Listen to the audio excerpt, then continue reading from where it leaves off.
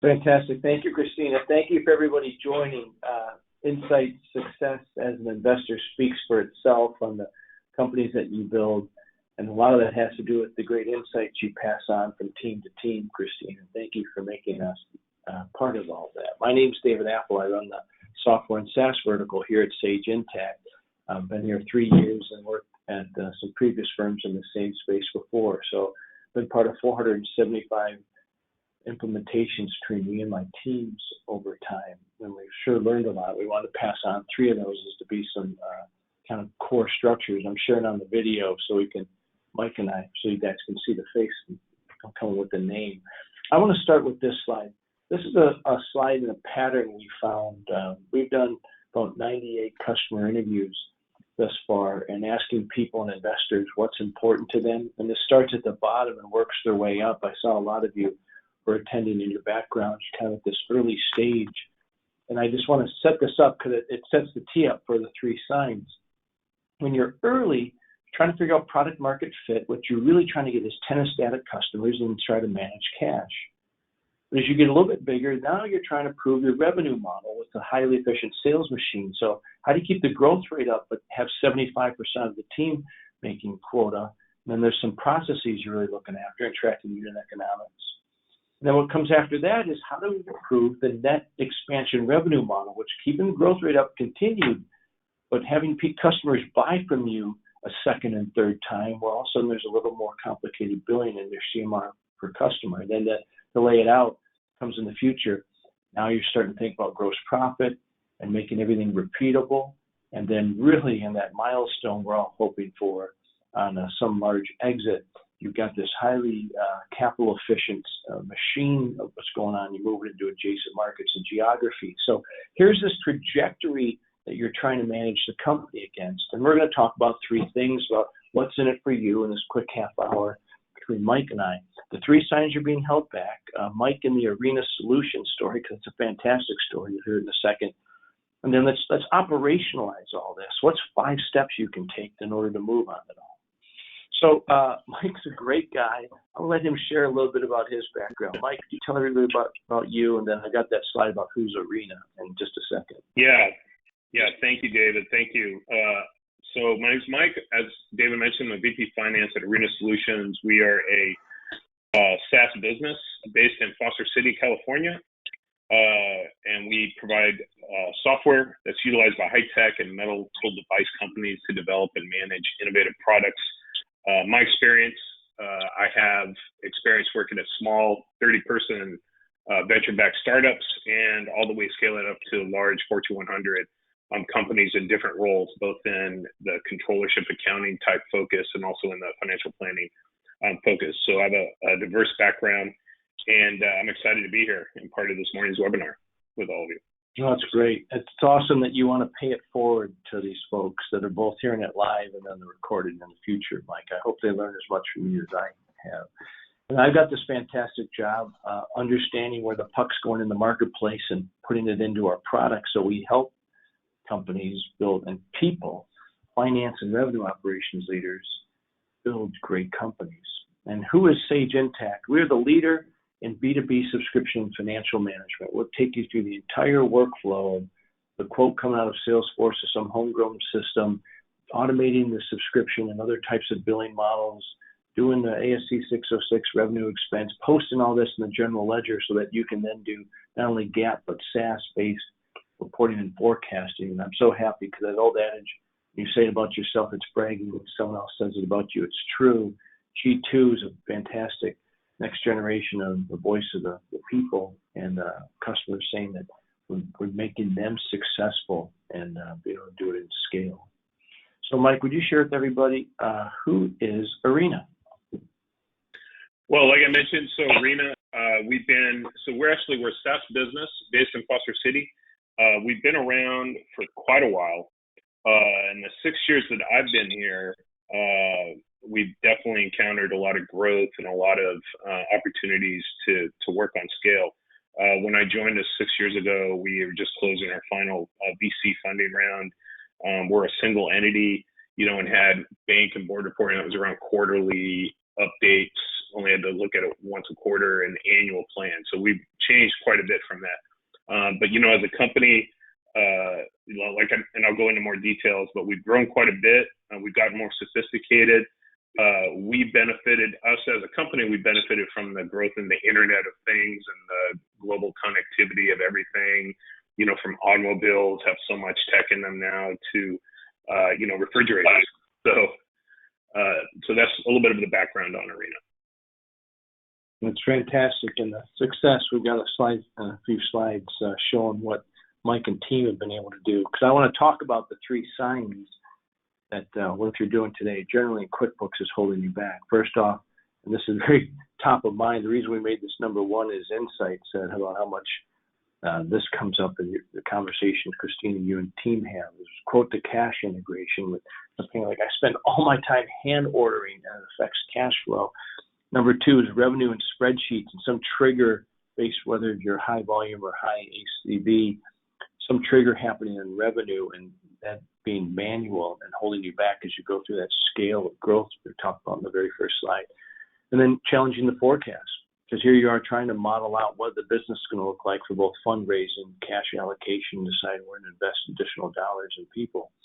How do you forecast and efficiently predict all of this? So here's the top 3 from the patterns we found that your peers are struggling with for you to both look out for, or if you're already smiling to yourself or crying to yourself that you're running into these things right now, you got some validation on it. And so what's going to happen is I'm going to play up a little bit on each of these. Mike's going to share a little bit what they ran into, and then we've got a slide that encompasses the entire Arena story, kind of pull all these pieces together. But the very first item is quote-to-cash is broken or delayed.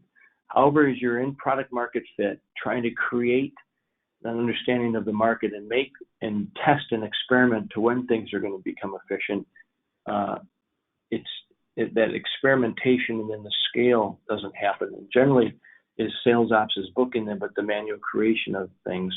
Mike, as you guys went through this at Arena, what challenges did you run into?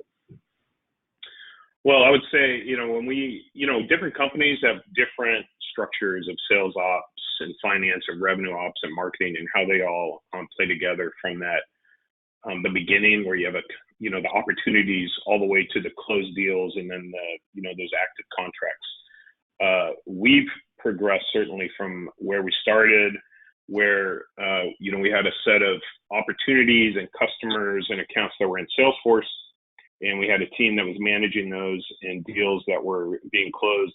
But then when that deals were closed, they were given over literally in a paper package over to finance to do the actual processing of the order in our accounting system and do the invoice. And it was totally separate. And and then when you had things like, different billing, templates or timing or things like that, like those were all managed separately on a spreadsheet. So certainly it was a lot of, and honestly, at a certain size, that's probably appropriate and fine. But, it was a very manual, duplicate effort situation that we were in. Perhaps those of you on the phone and the future recordings listening to this, you can identify with those pains. And there's a very simple step to do this is get real-time Salesforce integration, where the trick is to sync the item master between Salesforce and financials. We'll talk about that a little bit more.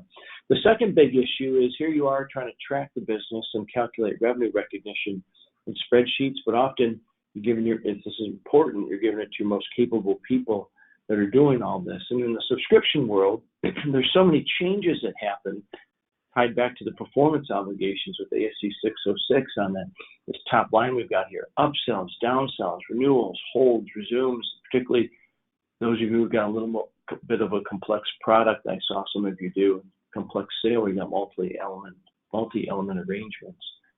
This can suck up a lot of time. It's valuable time. It's time that delays you in reporting and delays the close, which then delays reporting, so you can't get that flash report out to the P&L leaders to understand where to invest.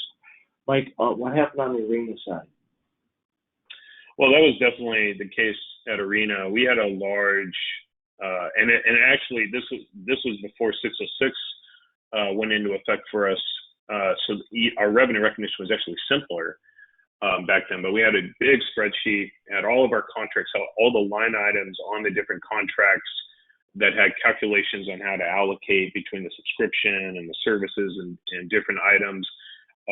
It was as I call it, the long tent in the pole for how we would close, because it would take, several days just to update that spreadsheet for the month's activities, and if you had different adjustments and items. So, and it was a beast of a file as well. And so, that was definitely the experience that we were having before we got things connected. A lot of duplicate entry, copying and pasting, and, hundreds and hundreds of rows, very subject to manual error. And I wouldn't call it an efficient, scalable process, but appropriate at the time for a certain size. Well, it's back to where you're going. And again, for you on the phone, what a wonderful problem to have, that you figured out the market well enough that the order volume scaled up, that now this is a problem. It's a great milestone to be at, but we're back to the central thesis of this webinar, which is it's a sign that it's time for you to scale up, because you don't have to keep going through this that way. And the simple solution here is just build an end-to-end revenue stream. We're going to get into an example about what to do on that. The third one is forecasting. And that forecasting gets challenging because you're trying to efficiently predict cash, to manage the operations. And when you're piecing together data from multiple places, from Salesforce or some billing system or wherever place it might be, it can create a big delay, and then you don't understand. And then a lot of you, and I saw you looked up your companies, you're in competitive spaces where you're inside the tornado, where it's not clear who the dominant market player is. So there's a lot of shifting sands, there's a lot of competitive moves. And how can you get in a spot where you can be a lot more confident in making the moves, that forearm shiver, the bad guys, to get the business up? So, Mike, on this end, share with everybody a little bit of the before in the arena story. The next slide coming up after this is the after in the arena story. Yes, well, our annual plan. So I mentioned the large spreadsheets that we had to manage, different billing exceptions and items, and then we had other spreadsheets around the line items for our contracts and the revenue recognition. Well, then we had a third, even bigger spreadsheet, which was for our annual plan, even more tabs, and it was a lot of different items cross-referencing within the tabs and linking to other outside Excel spreadsheets for key assumptions and items on bookings, et cetera. It was again, I'll use the term again, long tent in the pole, and how we did our plan, because just updating all of the data for what the actuals were and key assumptions, et cetera, was a very manual, cumbersome file to manage, and that's why we would refresh it once a quarter and have just an annual plan forecast, which, a lot of that was just due to resources and availability. Yeah.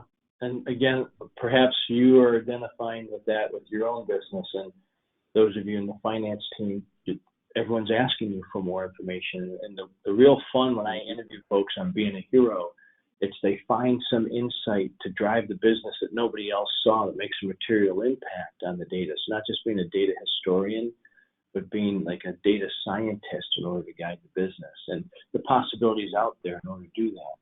Let's go back to where we're at next.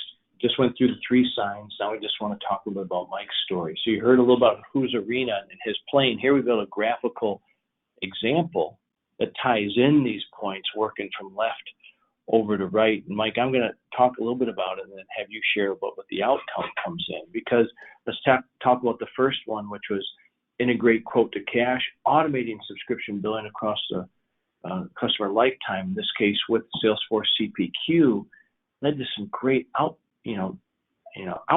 for you guys. Would you share those outcomes with everybody?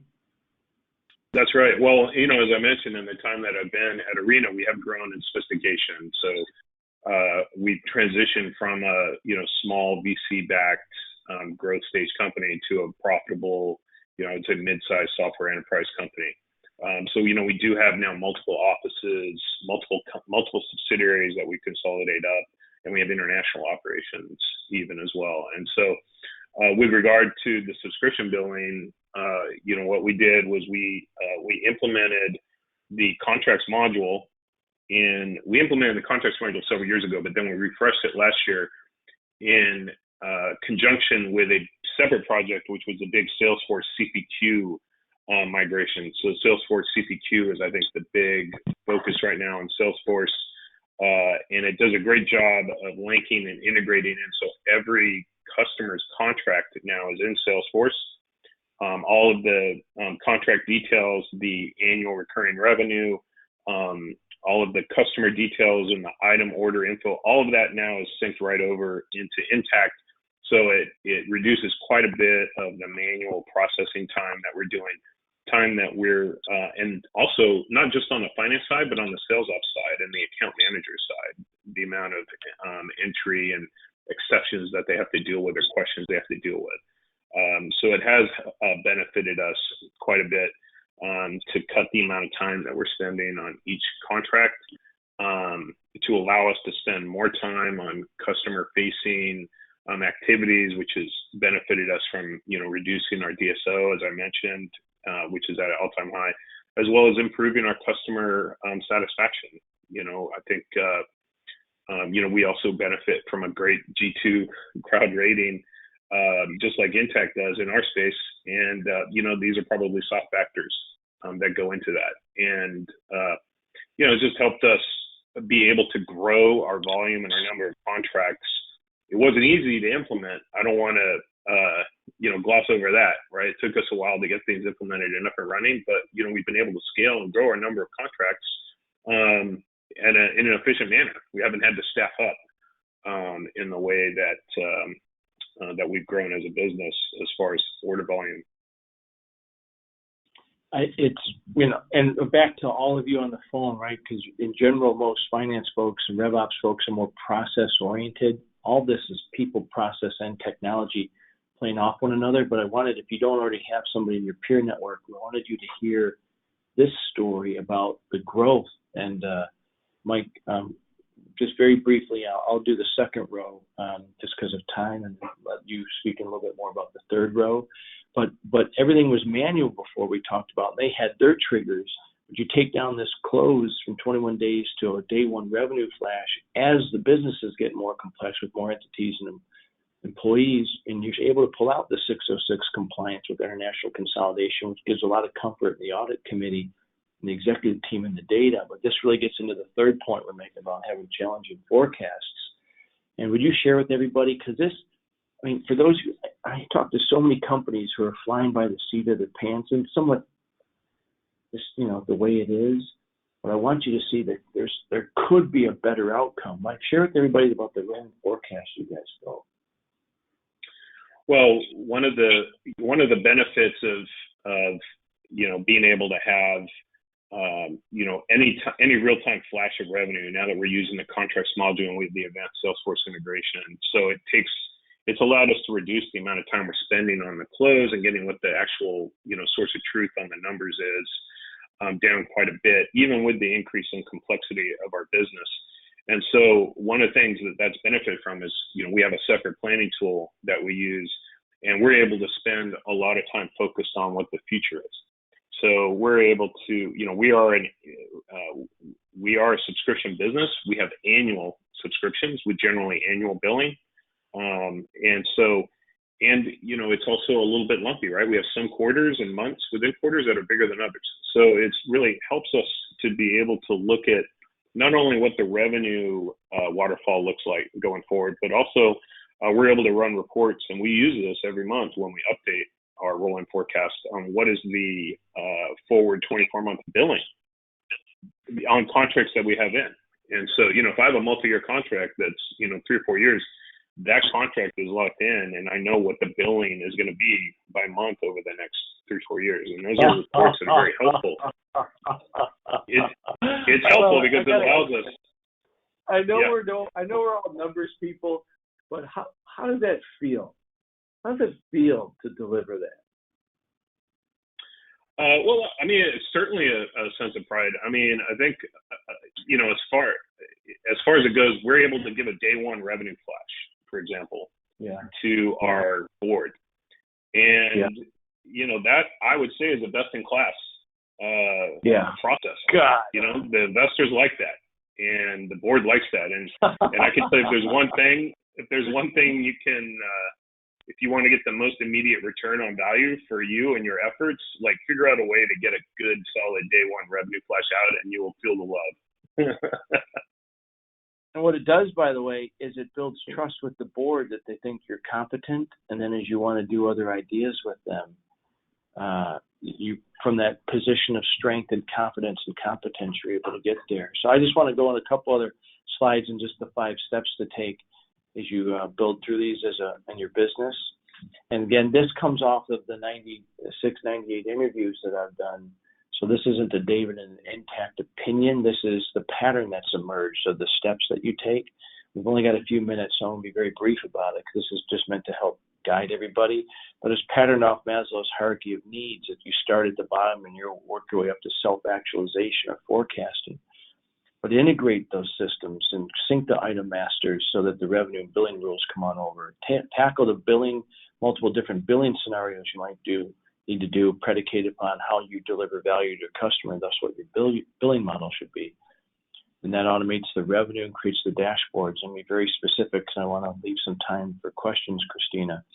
But when you can connect Salesforce in, as Arena has with CPQ, into one contract master, it allows you to track the entire lifetime.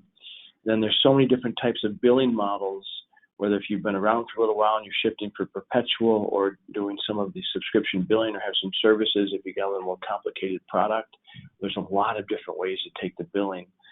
And then we put this particular thing up because we can automate, so you can see deferred and closed revenue across unbilled, billed, and paid, like Nirvana, for the finance team to be able to show to everybody.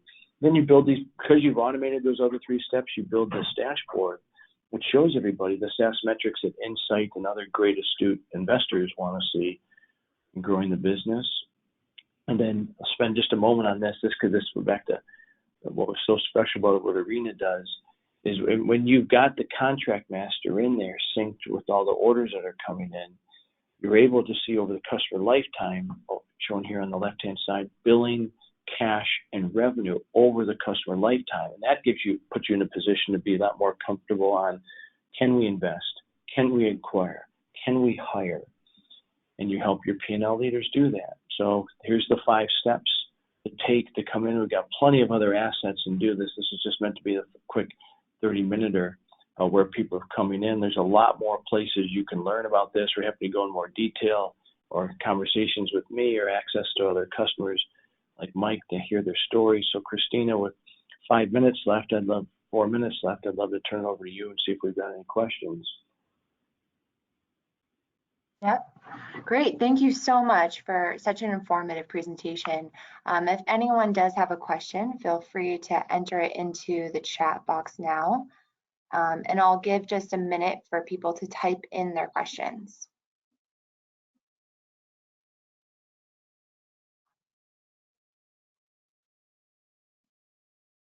Mike, I see one early question. Oh, go ahead, Christina. No, continue. One early question that popped up that always comes up with this is, how did finance work with sales ops to bring this together? Yeah, I mean, that's a transition, I would say. Honestly, we've become more and more of a joint group. We in our team, we've split our staffing to have. There's one director who's kind of focused on controllership and the accounting operations, and then we have another who's focused on the revenue operations, and that involves partnering with the sales team, partnering with sales ops for the back end systems with CPQ. I would say one learning we've had out of our the changes we made over time is invest more time into really making sure you've got the contracts right and understand everything in the Salesforce side before you close a deal. Because in CPQ, once you close that deal, it's going. So yeah, put more time on that early part. Mm-hmm. Well, I appreciate it. it's key. It's like begin with the end in mind. And I brought this slide up because you only know what you know when you're in the early stages. And so you want to leave yourself some flexibility and great teamwork and some trust across the departments to stay nimble and on the balls of your feet in order to work through the inevitable business changes and adjustments to competitive threats is critical. I think that's the perfect first question. Christine, I see a second question to me on that I get often. What's the difference between Intacct and NetSuite? And I'll give my what I hear from third parties on all this, which is what NetSuite did a wonderful job of is building a fantastic order-based system that did a lot of good individual orders. And I liken it to like Blockbuster versus Netflix. At Blockbuster, if you rented When Harry Met Sally one week, great, and then when Godfather 2 the next week, great. They just wanted your $4 each time. For the Netflix model, if you got the plan to let you rent When Harry Met Sally, you want to rent Godfather 2, like we'd love to do that, but then that's a plan that's going to cost you another $10 a month. That's got to change in billing. It's got to change in revenue. It's got to change in the cash forecast. And when you're an order-based system with your whole centric is only around the order, it's extremely difficult in order to make that shift, to manage that. And we rebuilt the product 4 years ago to support subscription businesses, and that's why you see in this and many other analyst reviews the success, because again, it's not me saying it, it's our customers saying it on the ability to support that type of business. So companies that bought 6-8 years ago might have made another choice. Customers buying now are making this choice as the trend line. So thank you for that question, and I'm happy to go deeper on it. Christina, any other questions that showed up on your side? No, that was it, and thank you for throwing those in there. I know we're up on time, so thank you everyone for joining today's informative webinar, and thank you so much to the amazing team here for showcasing their expertise. As I mentioned before, we will be sharing the recording by the end of the day, and for all of the Insight portfolio companies who are still on the line, be sure to go into Insight Scale Up platform, and we have an amazing discount put in place together. So feel free to explore that, and we'll connect here afterwards as well. Thank you, everybody, for joining. I hope this helped. Christina, thank you to you and the whole team for doing it. And Mike, thanks for going on the journey with us. And it's so awesome to share your personal and the company story, what you guys have done with everybody. It's great. Thank you. Oh, it's been my pleasure. Thank you. Thanks, David. Thanks, Cheers, Mike. bye. Bye, everyone. Okay. Take care.